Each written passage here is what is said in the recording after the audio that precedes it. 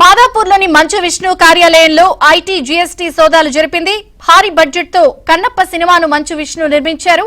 Kannappa cinema budget వివరాలపై GST అధికారులు ఆరా తీస్తున్నారు. భారీ బడ్జెట్ తో కన్నప్ప సినిమా నిర్మించిన మంచు విష్ణుకు సంబంధించి సినిమా బడ్జెట్ వివరాలు తెలపాలంటూ జీఎస్టీ అధికారులు ఆరా తీస్తున్నారు. వివరాలు ప్రవీణ్ అందిస్తారు. ప్రవీణ్,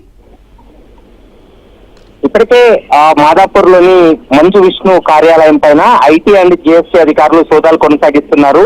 ఇటీవలే కన్నప్ప అనేటువంటి భారీ బడ్జెట్ మూవీ నిర్మాణం చేస్తూ ఉన్నటువంటి పరిస్థితి కనపడుతుంది.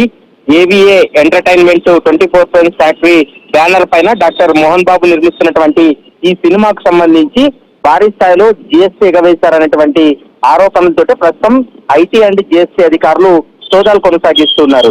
ఇప్పటి వరకు కన్నప్ప సినిమాకు అయినటువంటి బడ్జెట్ ఎంత, వాటికి సంబంధించినటువంటి వివరాలు ఇవ్వాలంటూ కూడా అధికారులు అడిగినట్లు మనకు సమాచారం అందుతుంది. ప్రస్తుతం అయితే మాత్రం జిఎస్టీలో కొంత అవకతవకలు జరిగాయనేటువంటి ఆరోపణలతోటే ప్రస్తుతం సోదాలు కూడా కంటిన్యూగా కొనసాగుతున్నాయి. రేపు ఉదయం వరకు కూడా సోదాలు కంటిన్యూగా కొనసాగేటువంటి అవకాశం అయితే కనపడుతుంది.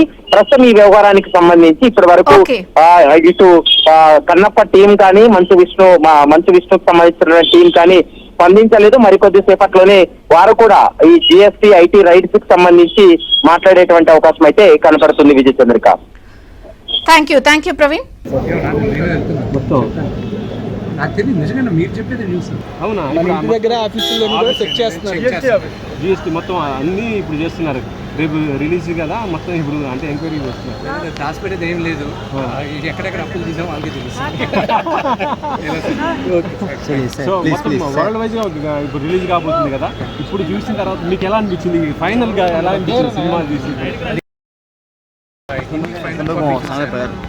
వాళ్ళందరూ ఇట్స్ అన్ ఎక్స్పీరియన్స్. వాళ్ళనింది